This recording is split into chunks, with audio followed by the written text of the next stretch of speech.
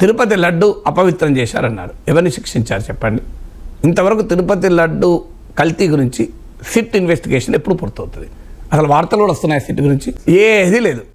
అంటే తమకు రాజకీయంగా ఉపయోగపడుతుంది కనుక ప్రతిదాన్ని సుప్రీంకోర్టు అన్నది కదా. ఎఫ్ఐఆర్ దాఖలు చేయకముందు ముఖ్యమంత్రి మాట్లాడాడు. ఎట్లా మాట్లాడతాడు? ఎఫ్ఐఆర్ కూడా దాఖలు కాలే ముఖ్యమంత్రి మాట్లాడే సమయానికి. కానీ మీకు అనొక దేవుని ప్రసాదము కల్తీ అయింది అన్న పదం వాడాలి అంటే అసలు కోట్లాది ప్రజల మనోభావాలు ఏంటి? అసలు ఆ దేవదేవుని ప్రసాదానికి కలిగే అప్రతిష్ట ఏంటి? రేపు అది నిజం కాదని తేలినా అప్రతిష్ఠిత పోదు కదా.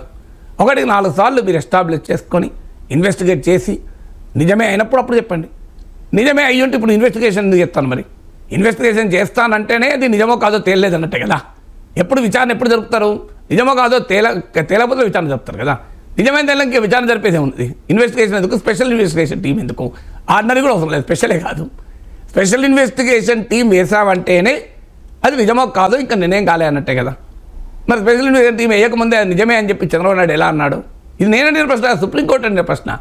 ఒక ముఖ్యమంత్రి స్థాయిలో ఒక దేవదేవుని ప్రసాదం గురించి మీరు ఎస్టాబ్లిష్ కాకముందే ఎలా అంటారో అని అడిగింది సుప్రీంకోర్టు. నేను అడిగింది కాదు. ముఖ్యమంత్రి అంటాడు, ఉప ముఖ్యమంత్రి అంటాడు. ఇప్పుడు ఆఖరికి ఎవరిని శిక్షించారు నాకు చెప్పండి? ఎవరిని జైల్లో వేశారు మీరు? అప్పటి టీటీడీ చైర్మన్ జైల్లో వేశారా? ఎందుకు వేస్తలేరు చెప్పండి? అందువల్ల ఈ ప్రశ్నలు వస్తాయి. అంటే మతాన్ని, మత భావాల్ని, ప్రజల భావోద్వేగాల్ని ఆయుధాలుగా మార్చుకొని రాజకీయం అటువైపు చేశారు. ఎందుకంటే జగన్మోహన్ రెడ్డి మత విశ్వాసాలు కూడా తమకు ఉపయోగపడతాయని. అందువల్ల పదే పదే జగన్మోహన్ రెడ్డి మత విశ్వాసాలని ఉపయోగించుకొని రాజకీయం చేశారు.